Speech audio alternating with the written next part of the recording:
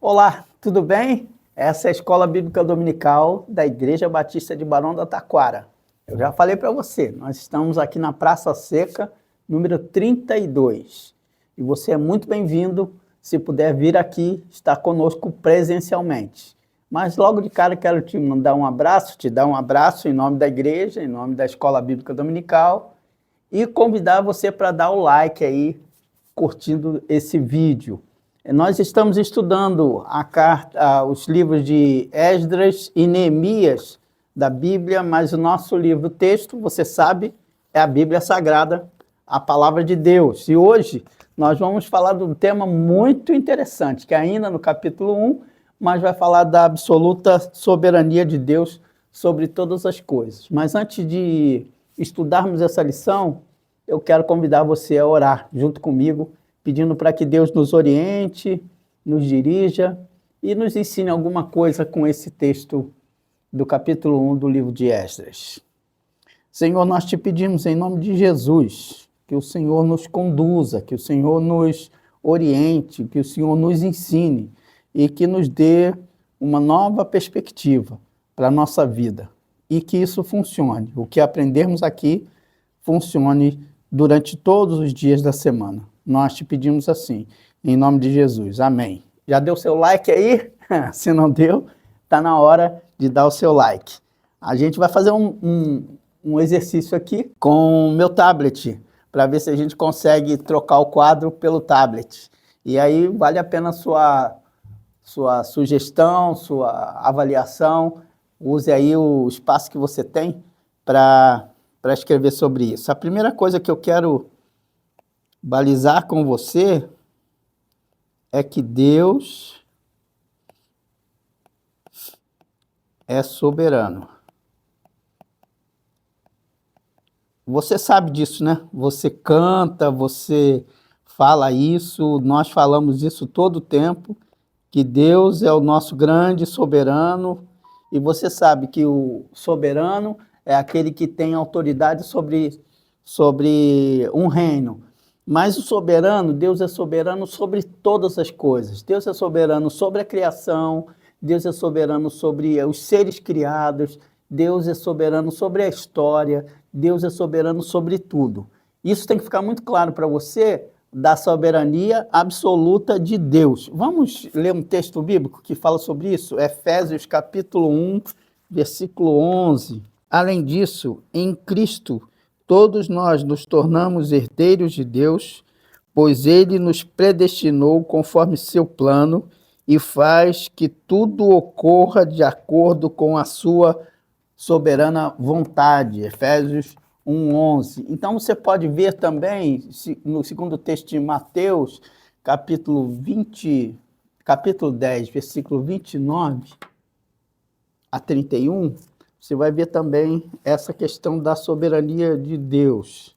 Toda vez que a gente tem um elemento novo, dá uma certa angústia, uma certa insegurança, né, do que a gente está fazendo, mas nós vamos nos reencontrar com a paz, com a tranquilidade, novas tecnologias, né? O quadro é tão íntimo que agora, com essa nova tecnologia, nós temos novos desafios. Quanto custam 2 pardais?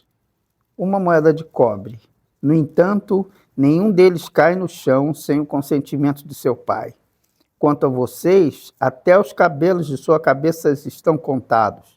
Portanto, não tenham medo, vocês são muito mais valiosos que um bando inteiro de pardais. Então, a gente poderia citar outros versículos, mas vamos parar nesses dois para você ter certeza que Deus é o poderoso, é o soberano. A gente gosta de cantar, tu és soberano sobre a terra, sobre os céus, tu és Senhor. Mas o que essa soberania de Deus implica nas nossas vidas? E isso é interessante nós pensarmos.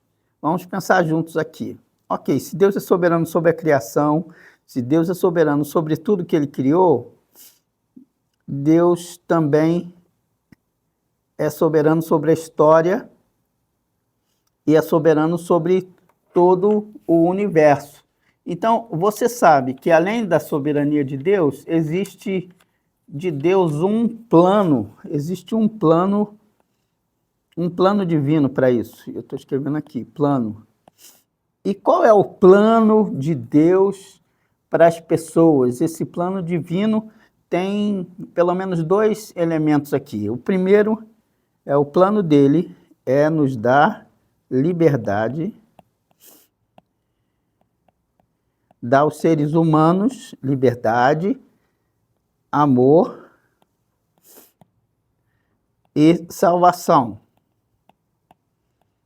Bem, esse é o plano geral, o plano de Deus para todos os seres humanos. Que eles tenham liberdade, ou seja, que o ser humano, eu, você, qualquer um ser humano, tenha liberdade para fazer suas escolhas e tenha à sua disposição o amor e a dádiva da presença divina em sua vida. Então, além da soberania de Deus, você tem também essa questão do plano extraordinário de Deus para a minha e para a sua vida, né? Então, a gente aprende um bocado com essa questão da ideia de Deus ter um plano para cada criatura, para cada pessoa. E eu gosto de pensar nesse plano que acontece desde o começo, lá do Gênesis, porque Deus criou o homem à sua imagem e semelhança. Mas esse homem, olha aí na imagem que você vai ver, esse homem se afasta de Deus por causa do pecado. E você pode abrir a sua Bíblia e ler Isaías 59. Vamos ler Isaías 59, verso 1 e 2.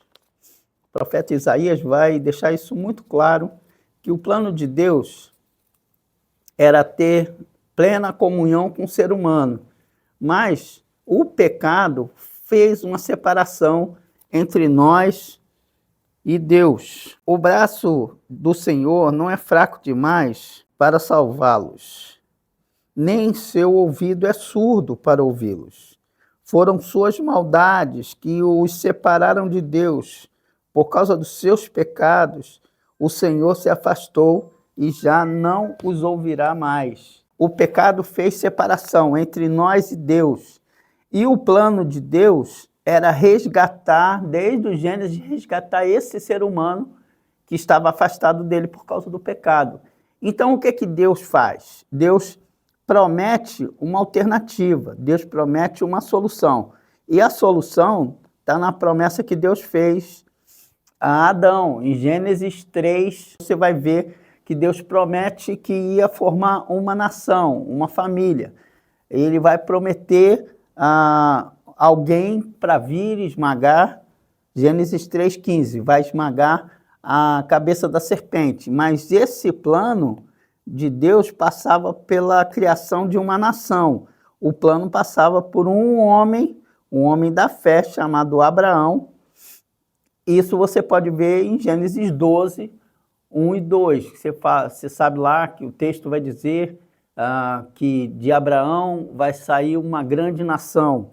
E essa nação vai ser concretizada já na época completamente completa, o projeto de Deus vai ser completamente concluído na época dos reis. E na época dos reis tem uma outra promessa, uma segunda promessa que agora é feita para o rei Davi, é que dele ia vir a nação nunca mais ia perder essa ligação de sangue com o rei Davi. E aí é interessante que a gente vai acabar chegando nos livros de Esdras e Neemias, porque isso tudo que eu estou falando tem relação com Esdras e Neemias, porque essa relação tem a ver com o que acontece, tem tudo a ver com o que acontece com Esdras e Neemias, porque eles são, na verdade, um cumprimento dessa grande relação com Davi. Porque de Davi, e agora sim, você sabe disso, de Davi vai surgir aqui o reino do norte, das tribos que se afastaram, com o neto de Davi, e o reino do sul, que são todos descendentes, linhagem de Davi. Então, esse daqui é linhagem de Davi. Esse daqui é linhagem de Davi. Esses daqui não são linhagem de Davi, e, portanto, eles vão ser destruídos pela Síria. E a linhagem de Davi, o que acontece com a linhagem de Davi? A linhagem de Davi vai passar agora pela experiência da Babilônia. A linhagem de Davi, agora sim, vai passar pela experiência do cativeiro da Babilônia. Estamos quase chegando. Babilônia. Na Babilônia, o que a gente pode ver? É que antes, na Síria, o reino da Síria, eles tinham uma política diferente da política da Babilônia. Como a linhagem de Davi está aqui na Babilônia, saem de Jerusalém e vão para a Babilônia, a linhagem tem que continuar na Babilônia. E eles continuam na Babilônia, e lá na Babilônia você deve conhecer a história de Daniel, capítulo 2, quando ele faz a interpretação do sonho de Nabucodonosor. E o sonho de Nabucodonosor, você deve saber, mas eu vou simplificar para você aqui, bem simples mesmo, para você entender que o sonho de Nabucodonosor... Fica quieto aí, amigo. O sonho de Nabucodonosor é... Não, é aqui. O sonho de Nabucodonosor é uma grande estátua, e essa grande estátua... agora consegui. Essa grande estátua, ela vai ser revelada por Daniel. Tem aquela estátua, aí vou botar uma estátua de braços cruzados assim para você entender, porque o corpo tem um jeito, os braços têm outro jeito, as pernas têm outro jeito e o pé tem outro jeito. Então vamos lá. A estátua, a cabeça é de ouro, aqui é de bronze, de prata, a cintura é de bronze, as pernas e a canela é de ferro, os pés de ferro e barro. Cada um desses aqui é um reino. Você tem aqui o reino, aqui é a Babilônia. Aqui o rei, aqui são os medos e os persas. Aqui é o reino grego. Aqui é o reino romano. Aqui é o romano até o final e a restauração. O Império Romano tem 2 períodos. E essa história termina com uma pedra, uma grande pedra, que vai cair em cima dos pés e vai fazer com que a estátua toda seja derrubada. E você sabe que essa grande pedra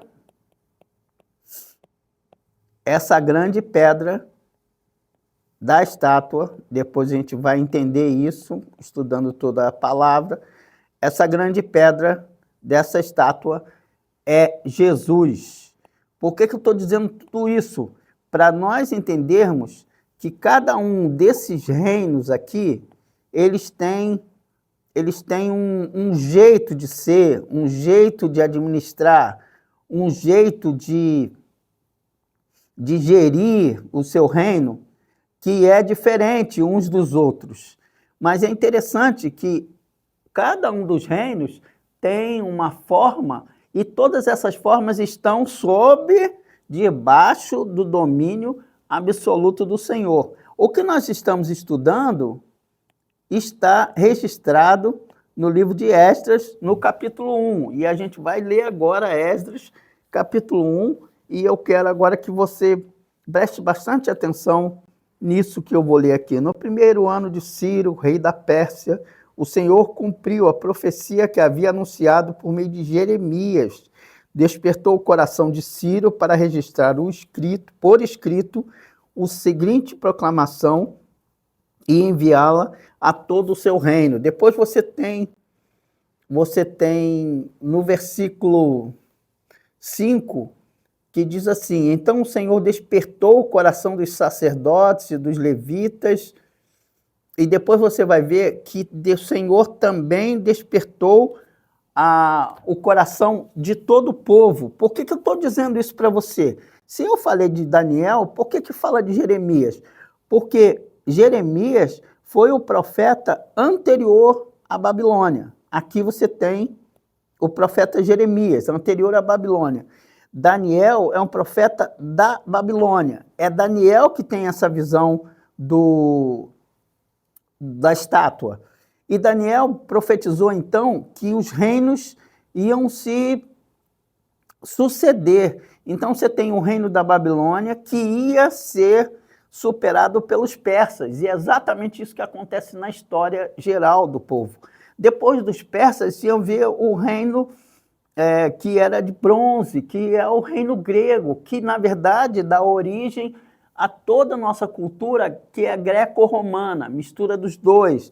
Depois vem todo o Império Romano, que influencia a nossa língua, o nosso jeito de administrar, mas nós temos a soberania absoluta de Deus, que funciona exatamente do jeito que eu falei para você. Aqui, na pedra, Cristo é a grande pedra que derruba todos os reinos que achavam que eram impérios, que eram absolutos ao longo do tempo. Jeremias vai dizer que esse povo, aqui no cativeiro babilônico, vai fazer a viagem de volta. Eles vão sair da Babilônia e vão voltar para Jerusalém, e em Jerusalém eles vão ter a expectativa e a esperança do Messias.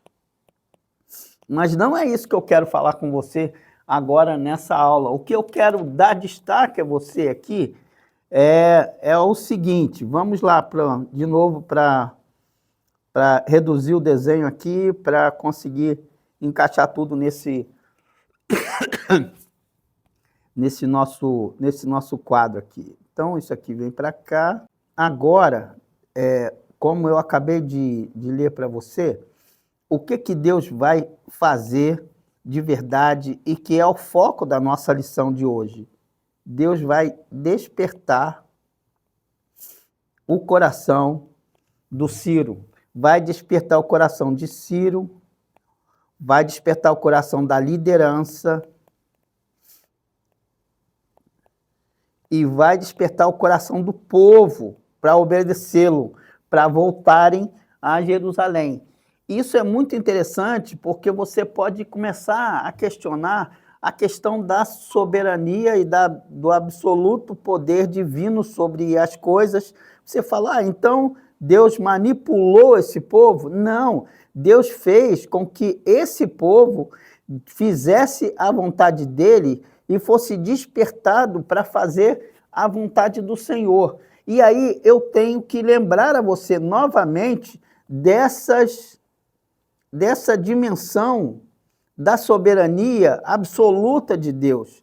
Porque agora eu e você podemos pensar melhor, olha aqui no iPad, no tablet, como o homem estava afastado de Deus e Deus fez um plano, e o plano dele sempre vai ser cumprido. Mesmo que a gente tenha a nossa liberdade, Deus vai usar os recursos, usar as realidades para fazer a sua vontade se cumprir. Por isso que todas as coisas, Paulo vai dizer que todas as coisas contribuem, cooperam para o bem daqueles que amam a Deus e daqueles que são chamados pelo seu propósito. Eu não sei qual é o problema que você enfrenta hoje, qual é a dificuldade que está se colocando diante de você nesse momento, mas eu quero te dizer e destacar mais uma vez que o nosso Deus é soberano. Ele é soberano sobre as circunstâncias, e se você está passando por esse problema, não se iluda, Deus sabe que você está passando por isso, e esse é um teste para a sua intimidade com Deus, para você se aproximar dele, admitir a soberania dele, e de que você agora é um filho dele, é um filho divino, é o filho de Deus, para fazer a sua vontade ser feita. Então, a gente precisa lembrar disso, que o plano de Deus, absoluto de Deus, é nos dar liberdade, mas revelar todo o tempo seu amor e sua salvação.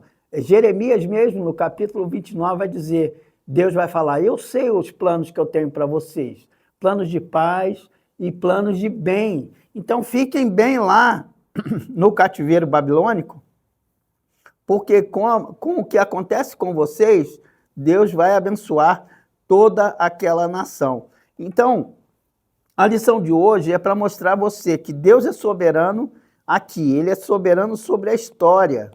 A história do mundo está sob o comando dele. A história esteve aqui na época de Daniel e suas visões, da cabeça de ouro, do tronco e o peito de prata, a cintura e a parte de bronze e as pernas de ferro. Tudo isso já estava previsto por Daniel. Então, não se iluda, porque Deus é soberano sobre a história do mundo, sobre a história do nosso Brasil, sobre a história da cidade do Rio de Janeiro e sobre nossa própria história. Mas Deus, além de ter esse plano e essa absoluta soberania, Ele quer dar a nós liberdade, amor e salvação. Por isso, Ele enviou Jesus para mim e para você, para cumprir novamente a lei, a ordem, a determinação feita há muito tempo atrás do projeto do Messias. O Messias veio e o Messias se apresentou ao longo da história. E agora, você e eu precisamos entender que por que a gente estuda a Bíblia como palavra de Deus? Porque a Bíblia precisa estar não apenas no nosso conhecimento intelectual, mas ela precisa fazer o caminho da nossa mente e do nosso coração, porque além da mente, ela tem que estar também inserida no nosso coração. Por que a gente faz isso? Para que a gente tenha intimidade com Deus e para que a gente entenda de uma vez por todas que o plano maior de Deus para mim, para você, para todos os seres humanos, ele se concretizou naquela cruz. Jesus pagou o preço de nossa redenção para nós termos contato direto com o Senhor e podermos nos relacionar com Ele. Então, a minha oração hoje é que você tenha consciência disso, desse amor de Deus extraordinário que veio por mim, que veio por você, e que essa soberania de Deus pode e deve se realizar nas nossas vidas. E da melhor forma possível que ela pode se realizar é deixando com que Deus seja Deus em nossas vidas. Então, a minha oração hoje é que o que aconteceu lá atrás com Ciro, que era um incrédulo, que era um homem que não temia nada ao Senhor, mas o Senhor despertou o coração de Ciro. A minha oração é que Deus desperte seu coração e também desperte as outras pessoas. Isso dá uma amplitude na nossa fé, de tal forma que a gente, quando vai ao médico, e o médico, mesmo não sendo cristão, ele abençoa você, e quando você sai do médico, o que você costuma dizer? Muito obrigado, Deus te abençoe, porque você sabe que aquele médico usou o conhecimento intelectual dele, a formação dele para abençoar a sua vida. E tudo que serve para abençoar, para distribuir amor e para distribuir alternativas de salvação, está perto da vontade de Deus. O plano soberano de Deus é que nós tenhamos plena liberdade, pleno amor e plena salvação em tudo que nós fizermos na nossa vida. A minha oração é que essa semana seja uma semana de vitória, uma semana de bênçãos diante de você. Dê o seu like aí e pode fazer suas críticas, suas sugestões, nós estamos abertos a ouvir o que você tem para nos dizer. Mas desperte o seu coração, deixe que Deus fale a você para despertar o seu coração, para você ser um ser humano cada dia e cada vez melhor. Que Deus te abençoe. Amém.